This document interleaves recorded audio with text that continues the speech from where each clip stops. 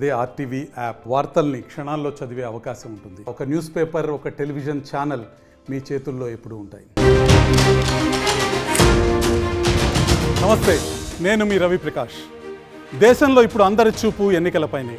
Technology సాయంతో voting, counting జరిగే ఏకైక దేశం భారత్. అంటే టెక్నాలజీ మన రాజకీయాలను శాశ్వతంగా మార్చేసిన విషయం కనిపిస్తుంది. ఇదే టెక్నాలజీతో వార్తల ప్రపంచాన్ని కూడా మార్చేస్తోంది ఆర్టీవీ. ఎలక్షన్ అప్డేట్స్ను అందరికంటే ముందుగానే తెలుసుకోవాలంటే ఈరోజే ఆర్టీవీ లైవ్ యాప్ని మీ మొబైల్లో డౌన్లోడ్ చేసుకోండి. ఆండ్రాయిడ్, యాపిల్ స్టోర్స్లో ఈ యాప్ అందుబాటులో ఉంది. మీరు కేవలం 5 సెకండ్లలో ఏ వార్తనైనా చదవచ్చు. అంతేకాదు, జస్ట్ 50 సెకండ్లలో వీడియోలను కూడా చూడొచ్చు. లైవ్ న్యూస్తో పాటు RTV live.comలోని ప్రతి వార్తా క్షణాల్లో మీ ముందుంటుంది. ఈరోజు గేమ్ చేంజర్ మొత్తం డేటాను కూడా మా యాప్ ద్వారానే మీకు అందించబోతున్నాం. ఇక 2 రోజుల క్రితం ఏపీ అసెంబ్లీ ఫలితాలు ఎలా ఉండబోతున్నాయో చెప్పాం.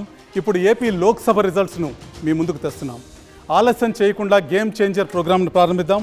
ఈసారి ఎవరు విజేతలో చూడబోయే ముందు ఒక్కసారి 2019 ఏపీ లోక్సభ ఎన్నికల్లో ఏ పార్టీ ఎన్ని స్థానాల్లో గెలిచింది, ఏ పార్టీ ఎన్ని స్థానాల్ని కైవసం చేసుకుందో ఒక్కసారి చూద్దాం. లోక్సభ ఎన్నికల్లో 2019లో ఆంధ్రప్రదేశ్లో ఏం జరిగిందో మీ ముందుంది. వైఎస్ఆర్ కాంగ్రెస్ పార్టీ 22 స్థానాల్లో విజయ కేతనం ఎగరవేయటం మనకు కనిపిస్తుంది. తెలుగుదేశం పార్టీ కేవలం 3 స్థానాల్లో మాత్రమే విజయం సాధించింది. జనసేన, భారతీయ జనతా పార్టీ ఒక్క స్థానంలో కూడా విజయం సాధించలేకపోయాయి. ఇవి 2019 ఫలితాలు. మీకు 2019 సంబంధించిన మ్యాప్ కూడా, ఎలక్టోరల్ మ్యాప్ మీ ముందుంది. కేవలం 3 స్థానాల్లో మాత్రమే తెలుగుదేశం ఉంది. రాష్ట్ర వ్యాప్తంగా వైసీపీ ప్రభంజనం ఆ రోజు కొనసాగిన పరిస్థితి రాష్ట్ర వ్యాప్తంగా నీలి రంగు మనకి చాలా స్పష్టంగా కనిపిస్తుంది. ఈసారి జరగబోతున్న ఎన్నికల్లో ఎటువంటి ఫలితం రాబోతుంది, ఉన్న 25 స్థానాల్లో ఏ పార్టీ ఎన్ని స్థానాలని గెలుచుకోబోతుందో ఇప్పుడు ఒకసారి చూద్దాం.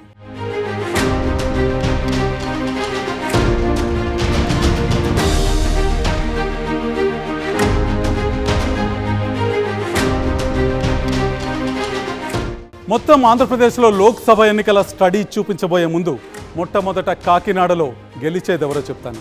నాకు మంచి మిత్రుడు వైసీపీ అభ్యర్థి చలమలశెట్టి సునీల్.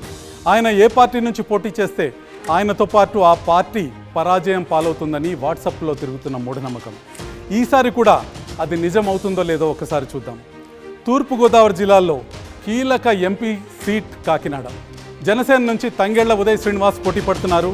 చలమలశెట్టి సునీల్ ఇక్కడ వరుసగా 3 సార్లు ఓడిపోయారు. గతంలో PRP, వైసీపీ, తర్వాత టీడీపీ, ఇప్పుడు వైసీపీ నుంచి సునీల్ పోటీ చేస్తున్నారు. తన తల్లి జన్మస్థానం నుంచి ఆయన 4వసారి అదృష్టాన్ని పరీక్షించుకుంటున్నారు. అయితే 2019లో టీడీపీ అసెంబ్లీ అభ్యర్థుల కన్నా సునీల్కు 70,000 ఓట్లు ఎక్కువ రావటం చాలా ఇంట్రెస్టింగ్ పాయింట్. అయినా ఆయన ఓడిపోయారు. ఇక జనసేన అభ్యర్థి ఉదయ్ శ్రీనివాస్పై వ్యక్తిగత ఆరోపణలు లేకపోవడం ప్లస్ పాయింట్. పవన్ కళ్యాణ్ అభ్యర్థిగా వచ్చే వరకు ఆయన పిఠాపురం ఇన్ఛార్జిగా ఉన్నారు. అక్కడ జనసేన నేతలతో విభేదాలు ఉదయ్కు మైనస్ పాయింట్గా కనిపిస్తున్నాయి. పిఠాపురం అసెంబ్లీలో పవన్కు పడే ఓట్లలో క్రాస్ ఓటింగ్ జరిగే అవకాశం ఉందన్న అనుమానాలు కూడా వస్తున్నాయి. అది ఉదయ్కి కాస్త ప్రతికూలంగా మారే ఛాన్స్ కూడా ఉంది. ఆర్థికంగా బలంగా లేకపోవటం కూడా ఉదయ్కు ఉన్న ఒక మైనస్ పాయింట్. అయినా కూటమి ఇక్కడ బలంగా ఉండటం ప్లస్ పాయింట్గా మారింది. వైసీపీపై వ్యతిరేకత కలిసి వస్తుందని మా స్టడీలో తేలింది. ఓవరాల్గా కాకినాడ ఎంపీ సీట్లో ఉదయ్ శ్రీనివాస్ గెలిచే అవకాశాలు విస్పష్టంగా కనిపిస్తున్నాయి.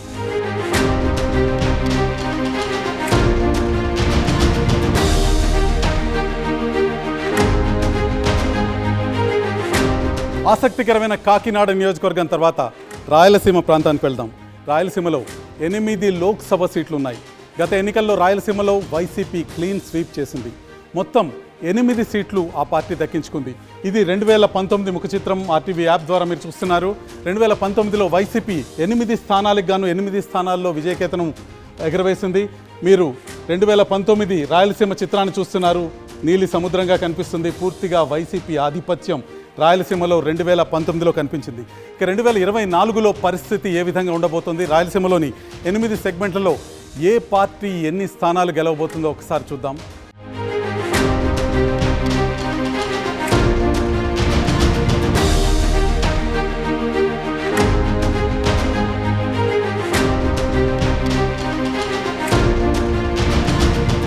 రాయలసీమలో కీలక లోక్సభ స్థానం నంద్యాల. ఇక్కడ వైసీపీ నుంచి పోచా బ్రహ్మానందరెడ్డి, టీడీపీ నుంచి బైరెడ్డి శబరి పోటీ చేస్తున్నారు. సిట్టింగ్ ఎంపీ కావటం బ్రహ్మానందరెడ్డికి కలిసి వస్తున్నట్టు కనిపిస్తుంది. ఆర్థిక బలం కూడా ఆయనకు అడ్వాంటేజ్ అవుతుంది. ఈ పార్లమెంట్ పరిధిలోని అన్ని అసెంబ్లీ సెగ్మెంట్స్లో వైసీపీ క్యాడర్ బలంగా ఉండటం కూడా ఆయనకి ప్లస్ పాయింట్ కానుంది. ఇక టీడీపీ అభ్యర్థి బైరెడ్డి శబరి మొన్నటి వరకు బీజేపీలో ఉండటంతో కూటమి బలం కలిసి వస్తున్నట్టే కనిపిస్తుంది. నంద్యాలలో టీడీపీ అభ్యర్థి టికెట్ భూమా బ్రహ్మానందరెడ్డికి ఇవ్వకపోవటం శబరికి మైనస్ పాయింట్ అవుతుంది. భూమా ప్రచారానికి దూరంగా ఉండటం ఆమె విజయావకాశాలపై ప్రభావం ఎంతో కొంత చూపించే అవకాశం ఉంది. ఇప్పటికే ఈ పార్లమెంట్ పరిధిలోని శ్రీశైలం, నందికొట్కూరు, పాణ్యం, నంద్యాల, డోన్ అసెంబ్లీ సెగ్మెంట్స్లో వైసీపీ విజయం సాధిస్తుందని మా స్టడీలో చెప్పాము. ఆళ్లగడ్డ, బనగానపల్లిలో మాత్రమే టీడీపీ విజయం సాధించబోయే అవకాశాలు కనిపిస్తున్నాయి. ఓవరాల్గా నంద్యాల పార్లమెంట్లో వైసీపీ అభ్యర్థి పోచా బ్రహ్మానందరెడ్డి గెలుస్తారని ఆర్టీవీ స్టడీలో తేలింది. నంద్యాల తర్వాత కర్నూలు లోక్సభ పరిస్థితి ఒకసారి చూద్దాం. బీసీ ఓటర్ల ప్రభావం ఎక్కువగా ఉండే లోక్సభ స్థానం ఇది. టీడీపీ అభ్యర్థి బస్తిపాటి నాగరాజుకు కుల సమీకరణలు ప్లస్ పాయింట్ అవుతాయి. కర్నూలు లోక్సభ పరిధిలో కురువ ఓటర్లు ఎక్కువగా ఉండటం నాగరాజుకు కలిసొచ్చే అంశం. వైసీపీ అభ్యర్థి బీవై రామయ్యకి సొంత పార్టీనే ప్రచారంలో కలిసి రాకపోవటం మనకు కనిపిస్తుంది. వైసీపీలోని కీలక నేతలు కూడా రామయ్యకు అనుకూలంగా లేకపోవటం మైనస్ పాయింట్ అవుతుంది. కర్నూలు పార్లమెంట్ పరిధిలోని కర్నూలు, ఎమ్మెగనూరు అసెంబ్లీ సెగ్మెంట్లలో టీడీపీ గెలుస్తుందని మా స్టడీలో చెప్పాం. పత్తికొండ, కొడుమూరు, మంత్రాలయం, ఆలూరు, ఆదోన్లో వైసీపీ గెలవబోతుందని కూడా ఇప్పటికే క్లియర్ అయింది. ఓటర్లు ఈ సెగ్మెంట్స్లో ఎమ్మెల్యేలుగా వైసీపీ అభ్యర్థులను గెలిపించినప్పటికీ పార్లమెంటుకి మాత్రం టీడీపీ వైపు మొగ్గుతారని మా స్టడీలో తేలింది. మొత్తంగా క్రాస్ ఓటింగ్తో కర్నూలు పార్లమెంట్లో టీడీపీ అభ్యర్థి బస్తిపాటి నాగరాజు గెలుస్తారని ఆర్టీవీ స్టడీ చెప్తోంది.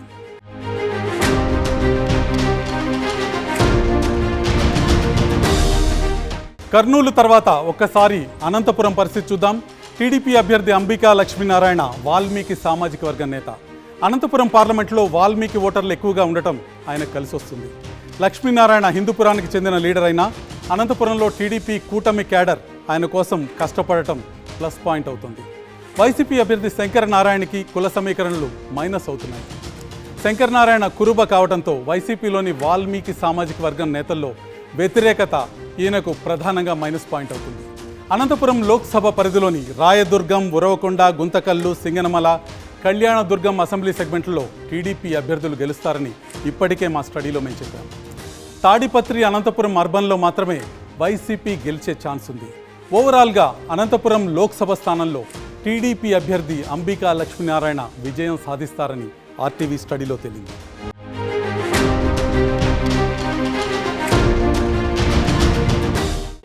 అనంతపురం తర్వాత హిందూపురంలో టీడీపీ నుంచి బీకే పార్థసారథి, వైసీపీ నుంచి శాంతమ్మ పోటీ పడుతున్నారు. కురుబ సామాజిక వర్గం నేత కావటం పార్థసారథికి ప్లస్ పాయింట్ అవుతుంది. హిందూపురంలో కురుబల ఓట్లు డిసైడింగ్ ఫ్యాక్టర్గా కనిపిస్తున్నాయి. మడకసిరలో టీడీపీ అభ్యర్థి పుంజుకోవటం పార్లమెంటులో ఆ పార్టీ అభ్యర్థికి కలిసి వస్తుంది. ధర్మవరం అసెంబ్లీ సెగ్మెంట్లో బీజేపీ అభ్యర్థి సత్యకుమార్ బలంగా ఉండటం కూడా టీడీపీ అభ్యర్థికి ప్లస్ పాయింట్ అవుతుంది. రాప్తాడు అసెంబ్లీ నియోజకవర్గంలో టీడీపీపై ఉన్న వ్యతిరేకత పార్లమెంట్ ఎన్నికల్లో కాస్త ప్రభావం చూపిస్తుంది. ఇక వైసీపీ అభ్యర్థి శాంతమ్మ నాన్ లోకల్ కావటం, భాషా సమస్య ఉండటం ఆమెకు మైనస్ పాయింట్ అవుతుంది. మొత్తంగా 4-5 అసెంబ్లీ సెగ్మెంట్లో టీడీపీ బలం పెరుగుతోంది. టఫ్ ఫైట్ కనిపిస్తున్న టీడీపీ అభ్యర్థి పార్థసారథి గెలుస్తారని ఆర్టీవీ స్టడీ చెప్తుంది.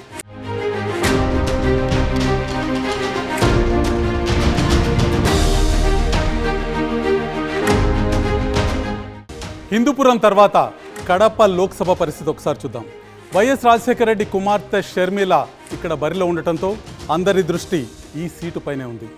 వైసీపీ అభ్యర్థి సిట్టింగ్ ఎంపీ అవినాష్ రెడ్డికి వివేక హత్య కేసు వివాదం మైనస్ పాయింట్గా మారింది. గత ఎన్నికల్లో అవినాష్ రెడ్డి కోసం ప్రచారం చేసిన షర్మిల ఈసారి ప్రత్యర్థిగా బరిలో ఉండటం ఆయనకి ఇబ్బందికరంగా మారింది. వివేక కూతురు డాక్టర్ సునీత కూడా ప్రచారం చేయడంతో సానుభూతి ఓట్లు షర్మిలకు పడే ఛాన్స్ ఉంది. అవినాష్ రెడ్డి కోసం వైఎస్ భారతి ఇంటింటికి తిరిగి ప్రచారం చేయటం అవినాష్ రెడ్డికి అనుకూలంగా ఉంది. ఇక టీడీపీ అభ్యర్థిగా ఉన్న భూపేష్ రెడ్డి రాజకీయాలకు కొత్త కావటం ఒక మైనస్ పాయింట్గా ఉంది. జమ్మలమడుగు ఎమ్మెల్యే టికెట్ ఆశించిన భూపేష్ రెడ్డి అయిష్టంగానే కడప బరిలోకి దిగారన్న టాక్ ఉంది. కడప లోక్సభ పరిధిలోని 5 అసెంబ్లీ నియోజకవర్గాల్లో వైసీపీ విజయకేతనం ఎగరవేస్తోందని మా స్టడీలో చెప్పాం. అంతిమంగా వైసీపీ అభ్యర్థి అవినాష్ రెడ్డి కడపలో మరోసారి గెలుస్తారని మా స్టడీ చెప్తోంది.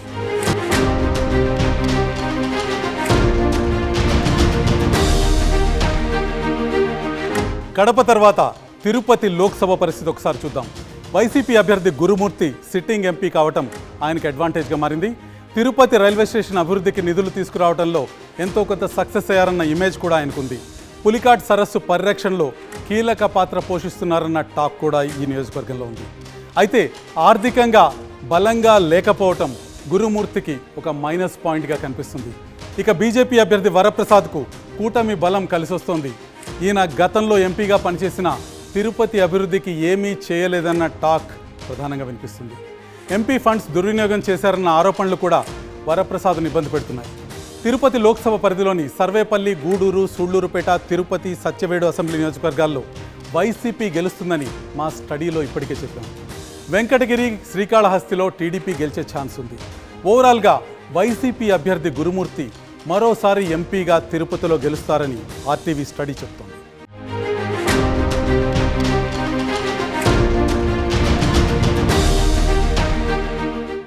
తిరుపతి తర్వాత రాజంపేట లోక్సభ పరిస్థితి ఒకసారి చూద్దాం.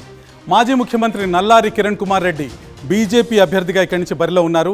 ముఖ్యమంత్రిగా పనిచేసిన ఇమేజ్ ఆయనకు ఎంతో కొంత కలిసి వచ్చేటట్టు కనిపిస్తుంది. మంత్రి పెద్దిరెడ్డి రామచంద్రారెడ్డిపై పలు ఆరోపణలు చేసి వాటిని జనంలోకి తీసుకువెళ్లడంలో ఎంతో కొంత సక్సెస్ అయ్యేనట్టు కూడా కనిపిస్తుంది. రాజంపేట అసెంబ్లీలో టీడీపీ బలం పెరగటం నల్లారికి ప్లస్ పాయింట్ అవుతుంది. ఇక వైసీపీ అభ్యర్థి పెద్దిరెడ్డి మిథున్ రెడ్డి 2 సార్లు ఎంపీగా గెలిచినా కేంద్రం నుంచి ప్రాజెక్టులు తీసుకురావడంలో ఫెయిల్ అయ్యారన్న టాక్ ఉంది. మిథున్ రెడ్డిపై వ్యతిరేకత క్రమంగా పెరగటం ఇబ్బందికరంగా మారింది. పుంగనూరులో తప్ప అన్ని అసెంబ్లీ సెగ్మెంట్స్లో కూటమి బలం పెరగటం నల్లారికి అనుకూలంగా మారింది. ఓవరాల్గా బీజేపీ అభ్యర్థి నల్లారి కిరణ్ కుమార్ రెడ్డి ఇక్కడ నుంచి గెలుస్తారని ఆర్టీవీ చెప్తోంది.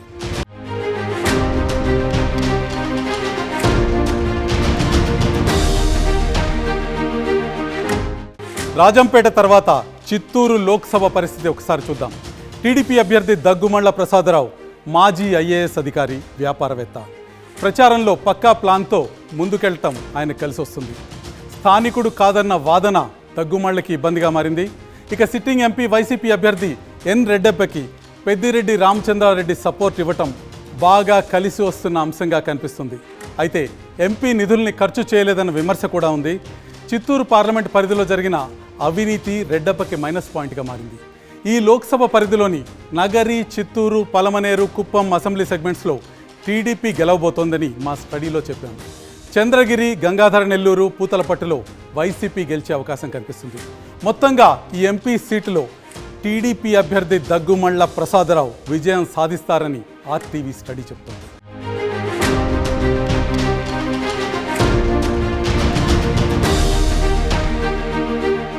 రెండు 2024 లోక్సభ ఎన్నికల్లో రాయలసీమలో ఏ పార్టీ ఎన్ని స్థానాల్లో విజయం సాధించబోతుందో ఆర్టీవీ యాప్ ద్వారా ఒకసారి మనం తెలుసుకుందాం.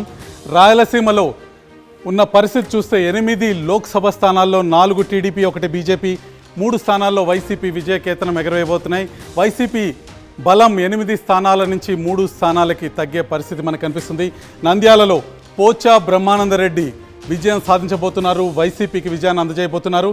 కర్నూలులో నాగరాజు టీడీపీకి విజయాన్ని అందజేయబోతున్నారు. అనంతపురంలో అంబికా లక్ష్మీనారాయణ తెలుగుదేశం విజయకేతనాన్ని ఎగరవేయబోతున్నారు. హిందూపురంలో బీకే పార్థసారథి తెలుగుదేశానికి విజయాన్ని అందజేయబోతున్నారు. ఇక కడపలో వైసీపీ తరఫున వైఎస్ అవినాష్ రెడ్డి విజయం సాధించబోతున్నారు. తిరుపతిలో వైసీపీ తరఫున గురుమూర్తి విజయం సాధించబోతున్నారు. రాజంపేటలో మాజీ ముఖ్యమంత్రి నల్లారి కిరణ్ కుమార్ రెడ్డి భారతీయ జనతా పార్టీ తరఫున విజయం సాధించబోతున్నారు. చిత్తూరులో తెలుగుదేశం తరఫున దగ్గుమళ్ల ప్రసాదరావు విజయ కేతనాన్ని ఎగరవేయబోతున్నారు. ఇది రాయలసీమ ముఖ చిత్రం. ఇక కోస్తాంధ్ర పరిస్థితి ఏ విధంగా ఉంటుంది, కోస్తాంధ్రలోని నియోజకవర్గాల్లో ఏ పార్టీ బలాబలాలు ఏ విధంగా ఉండబోతున్నాయో ఒకసారి చూద్దాం.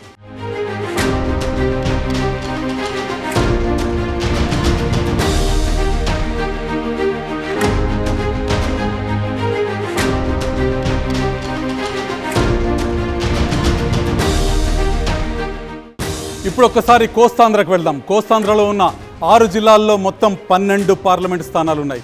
2019లో ఏం జరిగిందో ఒకసారి ఆర్టీవీ యాప్ ద్వారా మనం తెలుసుకుందాం. 2019 ఎన్నికల్లో వైసీపీ 10 స్థానాల్లో విజయం సాధించింది. తెలుగుదేశం కేవలం 2 స్థానాలకే సరిపెట్టుకోవాల్సి వచ్చింది. జనసేన పార్టీ, భారతీయ జనతా పార్టీ ఎటువంటి స్థానాల్లో విజయం సాధించలేదు. ఇది కోస్తాంధ్ర ఎన్నికల చిత్రం 2019. వైసీపీ క్లీన్ స్వీప్ కనిపిస్తుంది. కేవలం 2 స్థానాలకు తెలుగుదేశం పరిమితం కావాల్సి వచ్చింది. ఇక 2024లో జరగబోయే ఎన్నికల్లో కోస్తాంధ్ర ముఖ చిత్రం ఏ విధంగా ఉంటుందో ఒక్కసారి చూద్దాం. ముందుగా నెల్లూరు పార్లమెంటు స్థానం నుంచి మనం మొదలు పెడదాం.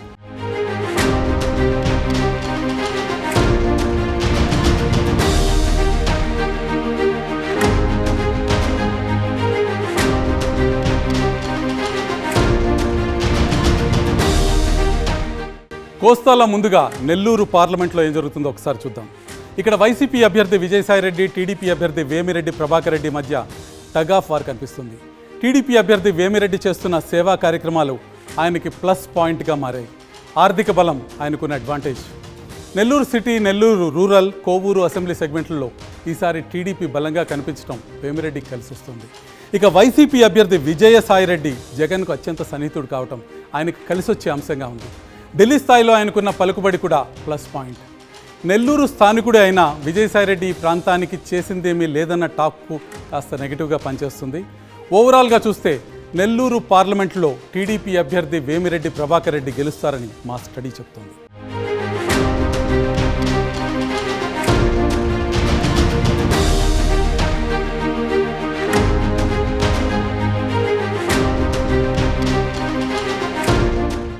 ప్రకాశం జిల్లా కేంద్రమైన ఒంగోలు పార్లమెంటు సీటుకి ఇప్పుడు వెళ్దాం.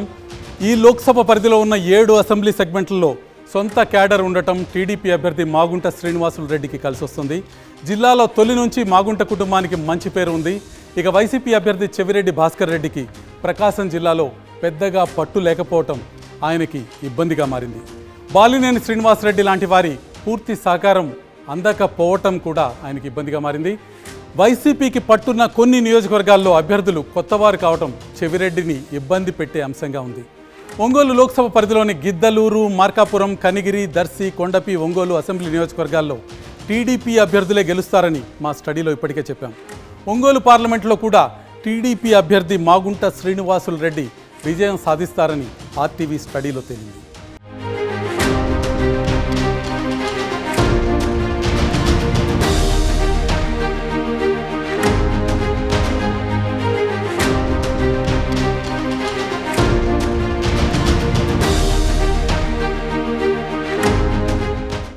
కోస్తాలో మరో కీలకమైన నియోజకవర్గమైన బాపట్లలో ఎలక్షన్ పిక్చర్ ఎలా ఉండబోతుందో ఒకసారి చూద్దాం. ఎస్సీ రిజర్వ్డ్ స్థానం ఇది. వైసీపీ అభ్యర్థి నందిగం సురేష్ సిట్టింగ్ ఎంపీ కావటం ఆయనకి కలిసి వచ్చే అంశంగా ఉంది. అయితే ప్రజలకు అందుబాటులో లేరన్న నెగిటివ్ టాక్ ఆయన గురించి బలంగా ఉంది. ఈ 5 ఏళ్లలో అభివృద్ధిపై సరిగా దృష్టి పెట్టలేదన్న విమర్శలు కూడా వినిపిస్తున్నాయి. టీడీపీ అభ్యర్థి తెన్నేటి కృష్ణప్రసాద్కు మాజీ ఐపీఎస్ అధికారిగా మంచి పేరుంది.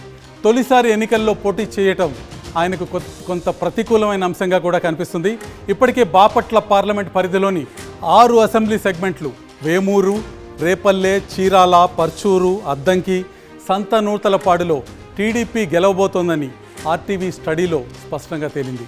ఒక్క బాపట్ల సెగ్మెంట్లో మాత్రమే వైసీపీ బలంగా ఉంది. మొత్తంగా చూస్తే బాపట్ల పార్లమెంట్ స్థానంలో టీడీపీ అభ్యర్థి తెన్నేటి కృష్ణప్రసాద్ గెలుస్తారని ఆర్టీవీ స్పష్టంగా చెప్తోంది.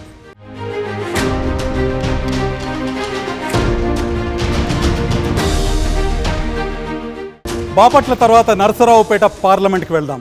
టీడీపీ నుంచి సిట్టింగ్ ఎంపీ లావు కృష్ణదేవరాయలు, వైసీపీ నుంచి అనిల్ కుమార్ యాదవ్ ఇక్కడి నుంచి పోటీ పడుతున్నారు. వైసీపీ ఎంపీగా ఉండి టీడీపీలో చేరిన కృష్ణదేవరాయలు ఇక్కడ పార్టీ టికెట్ దక్కించుకున్నారు. పార్లమెంట్ పరిధిలోని అన్ని అసెంబ్లీ నియోజకవర్గాల్లో పట్టు ఉండటం ఆయనకు కలిసి వస్తోంది. 5 ఏళ్ల కాలంలో ఇక్కడ చేసిన అభివృద్ధి పనులు అడ్వాంటేజ్ అవుతాయి. వైసీపీ అభ్యర్థి అనిల్ కుమార్ యాదవ్ నాన్ లోకల్ కావటం మైనస్ పాయింట్గా మారింది. ఆయన ఎమ్మెల్యే అభ్యర్థులపైనే ఎక్కువగా ఆధారపడుతున్నారన్న టాక్ ఉంది. ఈ పార్లమెంట్ పరిధిలో ఉన్న అసెంబ్లీ నియోజకవర్గాల్లో వినుకొండ మినహా మిగిలిన పెదకూరపాడు, చిలకలూరిపేట, నరసరావుపేట, సత్తెనపల్లి, గురజాల, మాచర్లలో టీడీపీ అభ్యర్థులే గెలవబోతున్నారని మా స్టడీలో ఇంతకుముందే చెప్పాం. అంతిమంగా నరసరావుపేట పార్లమెంట్ స్థానంలో టీడీపీ అభ్యర్థి లావు కృష్ణదేవరాయలు గెలుస్తారని ఆర్టీవీ స్టడీ చెప్తోంది.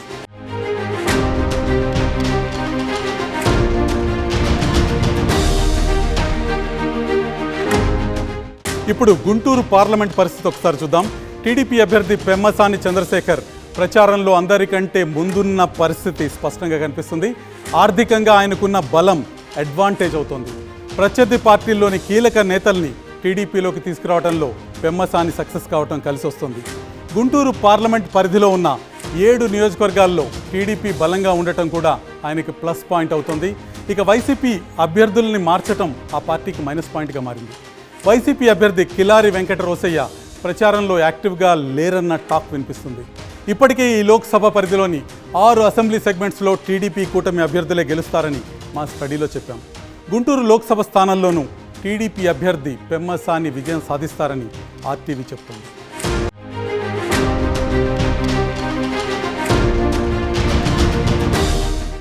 విజయవాడ పార్లమెంటు బరిలో ఈసారి అన్నదమ్ములు నువ్వా నేనా అన్నట్టు తలపడుతున్నారు.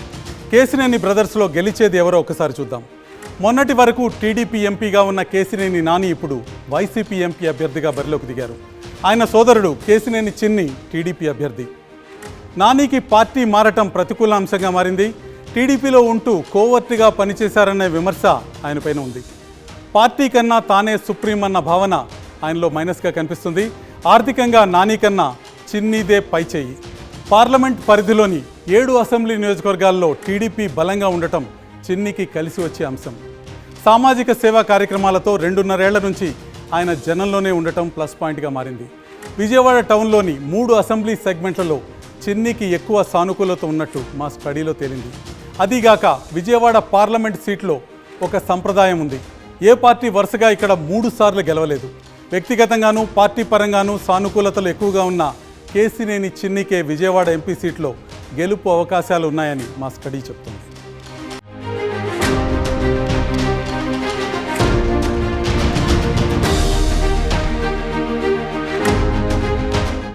విజయవాడ తర్వాత మచిలీపట్నం పార్లమెంట్ పరిస్థితి చూద్దాం. మొన్నటి వరకు వైసీపీ ఎంపీగా ఉన్న బాలశౌరి ఇప్పుడు జనసేన అభ్యర్థిగా రంగంలో దిగారు.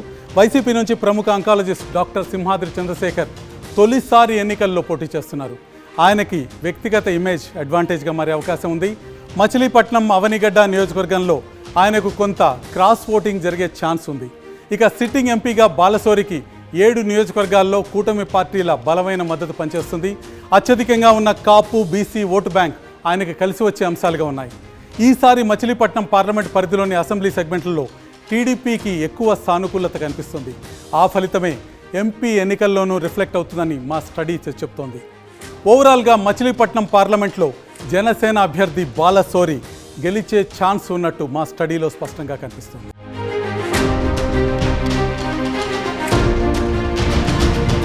ఉభయ గోదావరి జిల్లాలో కీలకమైన లోక్సభ నియోజకవర్గం ఏలూరు. ఇక్కడ నుంచి కూటమి అభ్యర్థిగా యనమల రామకృష్ణుడి అల్లుడు పుట్టా మహేష్ యాదవ్, వైసీపీ నుంచి మంత్రి కారుమూరి నాగేశ్వరరావు తనయుడు సునీల్ కుమార్ యాదవ్ బరిలో ఉన్నారు. ఇద్దరు యువకులే, పైగా ఒకే సామాజిక వర్గం వారు. దాంతో పోటీ నీదా నాదా అన్నట్టుగా ఉంది. రాజకీయంగా ఆర్థికంగా బలమైన కుటుంబ నేపథ్యం పుట్టా మహేష్కు అడ్వాంటేజ్. వైసీపీ అభ్యర్థి సునీల్కు తండ్రి రాజకీయ పరిచయాలు ప్లస్ పాయింట్ అయ్యాయి. వ్యక్తిగతంగా ఆరోపణలు లేకపోవడం అనుకూల అంశంగా ఉంది. మొత్తానికి ఏలూరు ఓటర్లు వైసీపీ అభ్యర్థి కారుమూరి సునీల్ వైపే ఉన్నారని ఆర్టీవీ స్టడీలో తేలింది.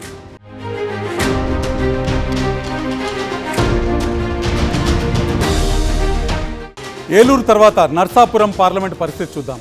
కూటమి అభ్యర్థిగా భూపతిరాజు శ్రీనివాస్ వర్మ, వైసీపీ నుంచి గూడూరి ఉమాబాల పోటీ చేస్తున్నారు. నర్సాపురం పార్లమెంట్ క్షత్రియులకు కంచుకోట కావటం భూపతిరాజుకు ప్లస్ పాయింట్గా మారింది. కూటమి అదనపు బలం కానుంది. 35 ఏళ్లుగా బీజేపీని నమ్ముకున్న వ్యక్తిగా ఈయనకి మంచి పేరుంది. గతంలో కృష్ణంరాజు, గోకరాజు, గంగరాజుల గెలుపు వెనుక ఈయన కీలక పాత్ర పోషించారు. వైసీపీ అభ్యర్థి గూడూరి ఉమాబాల పెద్దగా పరిచయం లేని వ్యక్తి. రాజకీయాల్లో ఇప్పటివరకు అంతగా చురుగ్గా లేకపోవటం ప్రతికూల అంశంగా మారింది. సీఎం జగన్ ఇమేజ్ మాత్రమే ప్లస్ పాయింట్గా ఉంది. నర్సాపురం పార్లమెంట్లో clear cut victory Bhupathiraju Srinivas వర్మదేనని ఆర్టీవీ స్టడీలో తేలింది.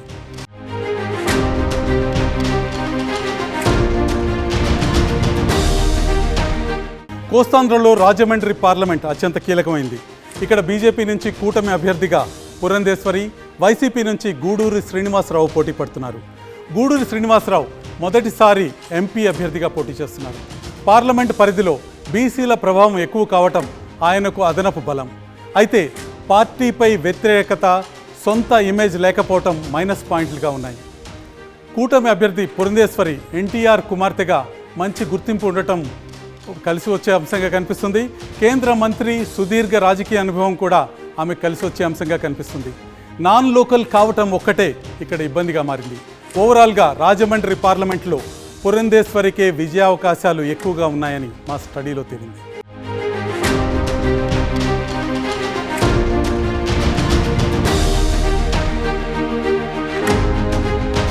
రాజమండ్రి తర్వాత అమలాపురం పార్లమెంట్ పరిస్థితి ఒకసారి చూద్దాం. వైసీపీ నుంచి రాపాక వరప్రసాద్ టీడీపీ అభ్యర్థిగా గంటి హరీష్ మాథూర్ పోటీ పడుతున్నారు.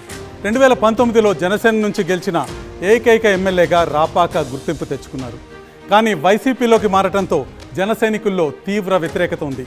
ఎంపీగా పోటీ చేయటం ఇదే మొదటిసారి. రాపాక మీద ఉన్న వ్యతిరేకత చూస్తే గెలుపు అసాధ్యంగా కనిపిస్తుంది. కూటమి అభ్యర్థి గంటి హరీష్ మాథూర్ యువకుడు, ఉత్సాహవంతుడు. బాలయోగి కొడుకుగా మంచి గుర్తింపు ఉంది. గత ఎన్నికల్లో స్వల్ప మెజారిటీతో ఓడిపోయారనే సింపతి కూడా ప్లస్ పాయింట్ అవుతుంది. అమలాపురం పార్లమెంట్లో హరీష్ మాథూర్ బంపర్ విక్టరీ ఖాయమని మా స్టడీలో తేలింది.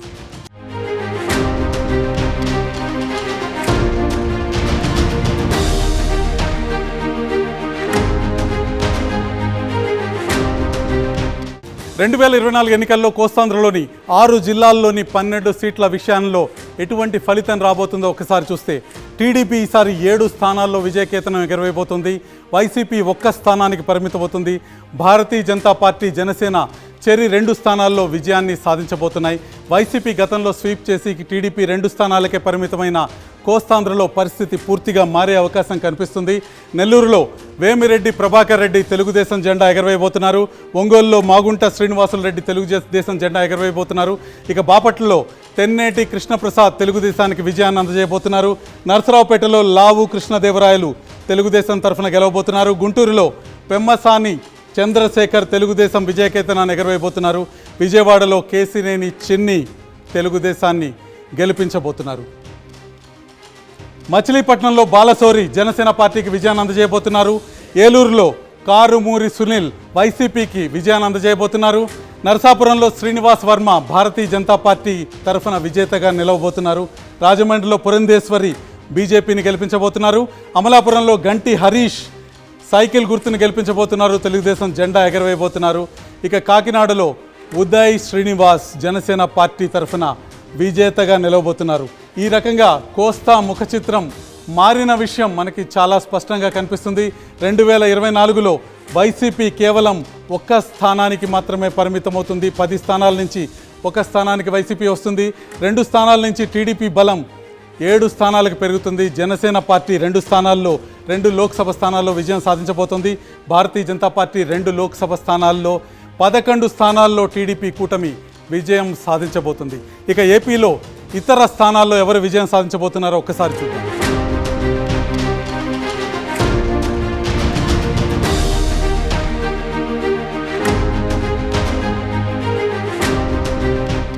ఇప్పుడు ఉత్తరాంధ్రలో పరిస్థితి ఒకసారి చూద్దాం.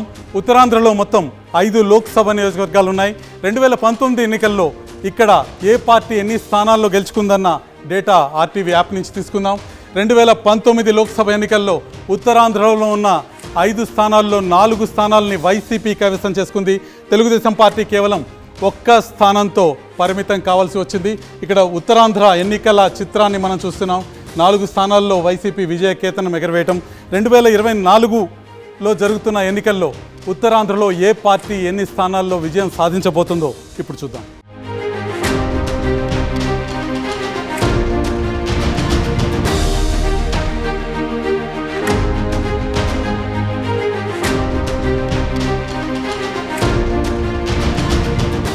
ఇప్పుడు అనకాపల్లి లోక్సభ సీటు గురించి చూద్దాం. అనకాపల్లి లోక్సభ సీట్లో deputy CM Mutyala Naidu BJP అభ్యర్థి సీఎం రమేష్ని ఢీకొడుతున్నారు. అభ్యర్థులిద్దరూ నాన్ లోకల్. గతంలో ఎప్పుడూ లేని విధంగా ప్రచారంలో ఘర్షణలు అనకాపల్లిలో ఎన్నికల వేడిని మరింతగా పెంచేశాయి. ముత్యాల నాయుడు ఆఖరి నిమిషంలో అభ్యర్థిగా ఖరారు కావటం ఇబ్బందిగా మారింది. మంత్రిగా ఉన్నా అభివృద్ధి చేయలేదన్న అసంతృప్తి జనంలో ఉంది. పైగా కుటుంబంలో అసంతృప్తి పెద్ద తలనొప్పిగా మారింది. మొదటి భార్య కొడుకు బూడి రవి తండ్రికి వ్యతిరేకంగా ప్రచారం చేస్తున్నారు. పైగా ముత్యాల నాయుడు కూతురు పోటీ చేస్తున్న మాడుగుల అసెంబ్లీ సీట్లో రవి ఇండిపెండెంట్గా బరిలో దిగారు. ఇక సీఎం రమేష్కి అన్ని చోట్ల కూటమి నేతల మద్దతు స్పష్టంగా కనిపిస్తుంది. ప్రచారంలో ముందుకు దూసుకెళ్తున్నారు. ఇంటింటికి తన పేరు పార్టీ గుర్తు వెళ్లేలా చేయడంలో సక్సెస్ అయ్యారు. ఎంపీ సీట్లో రమేష్కు అనుకూలంగా క్రాస్ ఓటింగ్ జరిగే అవకాశాలున్నాయి. ఓవరాల్గా అనకాపల్లిలో సీఎం రమేష్కు విజయావకాశాలు స్పష్టంగా ఉన్నాయని ఆర్టీవీ స్టడీ చెబుతోంది.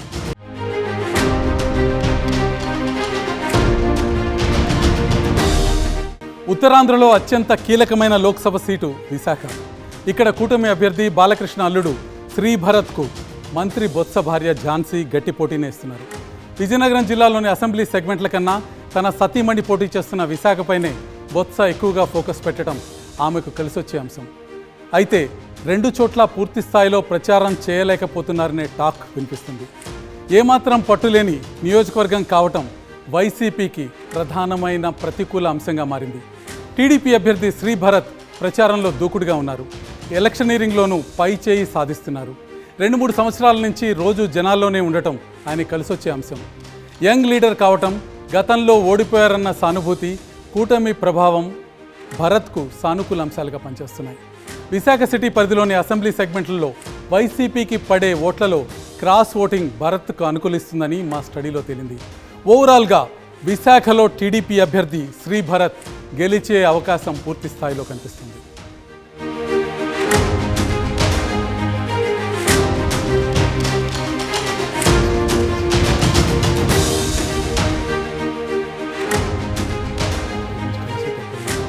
విజయనగరం పార్లమెంట్ సీటులో వైసీపీ నుంచి సిట్టింగ్ ఎంపీ బెల్లాన చంద్రశేఖర్ మరోసారి పోటీ చేస్తున్నారు.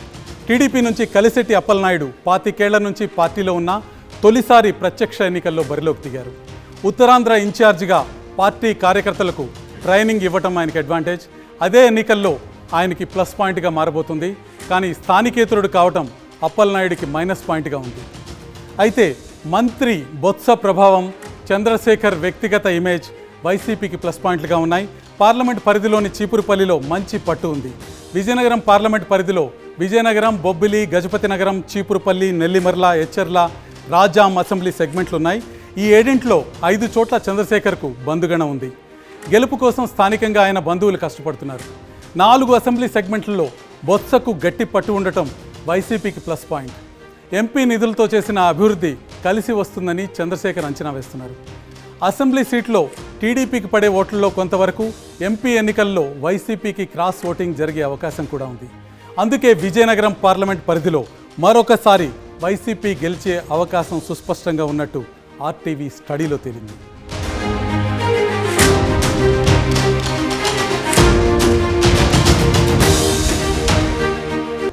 ఇక అరకు లోక్సభ సీట్లో బీజేపీ అభ్యర్థి కొత్తపల్లి గీత, వైసీపీ అభ్యర్థి శెట్టి తనుజారాణి పోటీ పడుతున్నారు. ఏజెన్సీ ప్రాంతంలో డాక్టర్గా పనిచేయటం తనుజారాణికి ప్లస్ పాయింట్. ఆమెకు వ్యక్తిగతంగా క్లీన్ ఇమేజ్ ఉంది. అయితే తనుజారాణి మామ వైసీపీ ఎమ్మెల్యే శెట్టి ఫల్గుణపై ఆరోపణలు ఆమెకు మైనస్ పాయింట్గా ఉన్నాయి. బీజేపీ అభ్యర్థి కొత్తపల్లి గీతకు పార్టీ పెద్దల అండ పుష్కలంగా కనిపిస్తోంది. గీత సామాజిక వర్గంపై వివాదం మాత్రం మైనస్ పాయింట్గా ఉంది. ఆర్థికంగా బలంగా ఉండటం మరో ప్లస్ పాయింట్. భూ కబ్జా, చెక్ బౌన్స్ కేసులు కొత్తపల్లి గీతకు మైనస్ పాయింట్.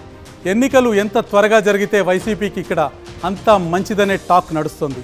ఎందుకంటే కూటమి బలం ఇక్కడ రోజురోజుకి పెరుగుతోంది. ప్రస్తుతానికి వైసీపీ అభ్యర్థి తనూజారాణికే ఎడ్జ్ కనిపిస్తోంది. తనూజారాణిదే విజయమని ఆర్టీవీ స్టడీ చెప్తోంది.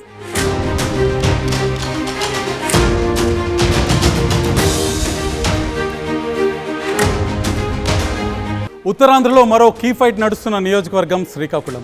టీడీపీ నుంచి కింజరాపు రామ్మోహన్ నాయుడు, వైసీపీ నుంచి పేరాడ తిలక్ ఇక్కడి నుంచి పోటీ చేస్తున్నారు. ఎర్రనాయుడు లెగసీ, సొంత ఇమేజ్ రామ్మోహన్ నాయుడికి కలిసొచ్చే అంశాలు. వైసీపీ అభ్యర్థి పేరాడ తిలక్ కాళింగ సామాజిక వర్గం కావటం సానుకూలంగా మారింది. మెజార్టీ అసెంబ్లీ సెగ్మెంట్లలో 3 లక్షల వరకు కాళింగ ఓటర్లే ఉన్నారు. గతంలో 2 సార్లు ఓడిపోయారన్న సానుభూతి కూడా తిలక్ పైన ఉంది. రాజకీయంగా బాగా యాక్టివ్గా ఉండే రామ్మోహన్ నాయుడుని తిలక్ ఢీకొట్టలేరనే టాక్ కూడా ఇక్కడ వినిపిస్తుంది. ఈక్వేషన్స్ అన్నీ పరిశీలిస్తే రామ్మోహన్ నాయుడికి ఎడ్జ్ స్పష్టంగా ఉందని మా స్టడీలో తేలింది. కాబట్టి శ్రీకాకుళం నియోజకవర్గంలో తెలుగుదేశం అభ్యర్థి రామ్మోహన్ నాయుడు తిరుగులేని విజయం సాధించబోతున్నారు.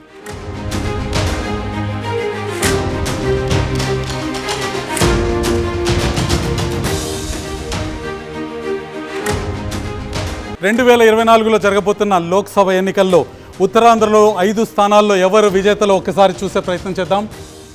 వైసీపీ 2 స్థానాలకి సరిపెట్టుకునే పరిస్థితి కనిపిస్తుంది. తెలుగుదేశం 2 స్థానాల్లోనూ, భారతీయ జనతా పార్టీ 1 స్థానాల్లోనూ విజయ కేతనం ఎగరవేసే పరిస్థితి కనిపిస్తుంది.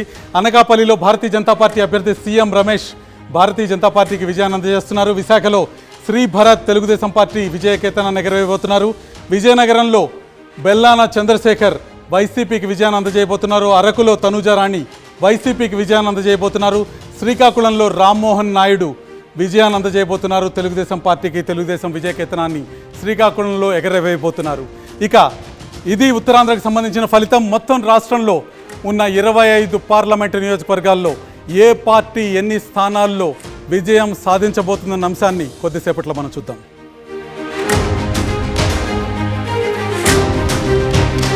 రెండు 2024లో మరికొద్ది రోజుల్లో మరికొద్ది గంటల్లో జరగబోతున్న లోక్సభ ఎన్నికల్లో విజేతలు ఎవరన్న అంశం గురించి దశల వారీగా ఆర్టీవీ స్టడీ నిర్వహించింది. ఈ స్టడీ క్లియర్ పిక్చర్ ఈరోజు మన ముందు ఉంది. ఏ పార్టీ ఎన్ని స్థానాల్లో విజయం సాధించబోతుందన్న అంశం మన ముందుంది. వివిధ దశల్లో జరిపిన స్టడీ వివరాల్ని ఆర్టీవీ ఎలక్షన్ వార్ రూమ్ నుంచి ఇప్పుడు మీకు వివరిస్తాను. ఏ పార్టీ ఎన్ని స్థానాల్లో విజయం సాధించబోతుంది, ఆంధ్రప్రదేశ్లో 2019 ఫలితం ఏ విధంగా ఉంది, 2024 ఫలితం ఏ విధంగా ఉండబోతుందన్న అంశాన్ని ఇప్పుడు మీ ముందు అందిస్తాను నేను. 2024 మెగా ఫలితం ఆర్టీవీ ముందుగా మీకు తీసుకొచ్చింది. లోక్సభ ఫలితాలు ఈ విధంగా ఉండబోతున్నాయి. 2024 లోక్సభ ఎన్నికల్లో వైసీపీ 6 స్థానాలకు పరిమితం కావడం చూస్తున్నాం. Telugu Desam party 13 స్థానాల్లోనూ, Bharatiya Janata party 4 స్థానాల్లోనూ, Janasena party 2 స్థానాల్లోనూ విజయ కేతనాన్ని ఎగరవేయటం మనం చూస్తున్నాం. 19 స్థానాల్లో తెలుగుదేశం కూటమి విజయాన్ని నమోదు చేసుకోబోవటం మనం ఇక్కడ చూస్తున్నాం. వైసీపీ కేవలం 6 స్థానాలకే పరిమితం కావటం చూస్తున్నాం. 2019లో చూస్తే వైసీపీ పూర్తిగా స్వీప్ చేసింది, ఆంధ్రప్రదేశ్ని అత్యధిక స్థానాల్లో విజయం సాధించింది. 2019, 2024 ఫలితాల మధ్య కంపారిజన్ని ఆర్టీవీ యాప్ ద్వారా మనం ఒకసారి చూద్దాం. 2024లో వైసీపీ 6 స్థానాలకే పరిమితం అవుతుంది. అదే 2019లో ఏం జరిగిందో మీరు చూస్తున్నారు. 22 స్థానాల్లో వైసీపీ విజయకేతనాన్ని ఎగరవేసింది. వైసీపీ బలం 22 నుంచి 6 స్థానాలకి పడిపోవటం మనం చూస్తున్నాం. ఇక తెలుగుదేశం పార్టీ కేవలం 3 స్థానాల్లో విజయకేతనాన్ని ఎగరవేసింది. ప్రస్తుతం 13 స్థానాల్లో విజయం సాధించటం మనం చూస్తున్నాం. కనీసం 1 స్థానాన్ని కూడా గెలుచుకోలేని జనసేన పార్టీ, భారతీయ జనతా పార్టీ మంచి విజయాన్ని చూపిస్తున్నాయి. జనసేన పార్టీ 2 పార్లమెంటు నియోజకవర్గాల్లో విజయం సాధించబోతుంది. మరికొన్ని రోజుల్లో జరగబోయే ఎన్నికల్లో భారతీయ జనతా పార్టీ 4 స్థానాల్లో విజయ కేతనాన్ని ఎగరవేయబోటాన్ని కూడా మనం చాలా విస్పష్టంగా చూస్తున్నాం.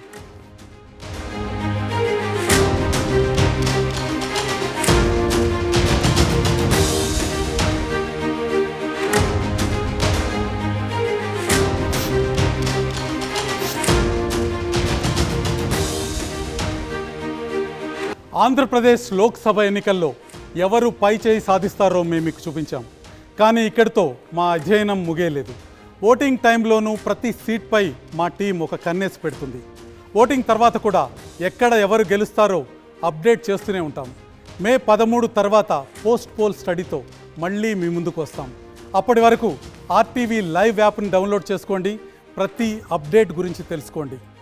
ఆ ఫైనల్ గేమ్ చేంజర్ కోసం ఆర్టీవీని ఫాలో అవుతూ ఉండండి. సెలవు.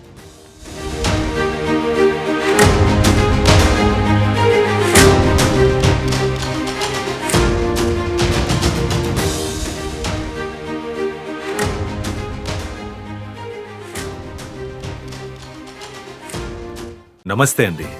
ఇది వ్యాపారం గురించి కాదు, ఓటు గురించి. ఎన్నికల్లో ఓటు వేయడం మన హక్కు మాత్రమే కాదు, కర్తవ్యం. ఎంతో మంది మహా నేతలు శ్రమించి ప్రాణత్యాగం చేసి ఈ అవకాశాన్ని మనకిప్పించారు. అందరూ ఓటు వేద్దాం. ఎందుకంటే ఓటు హక్కు ఊరికే రాదు. నా ఓటు ఎవరికో తెలుసా?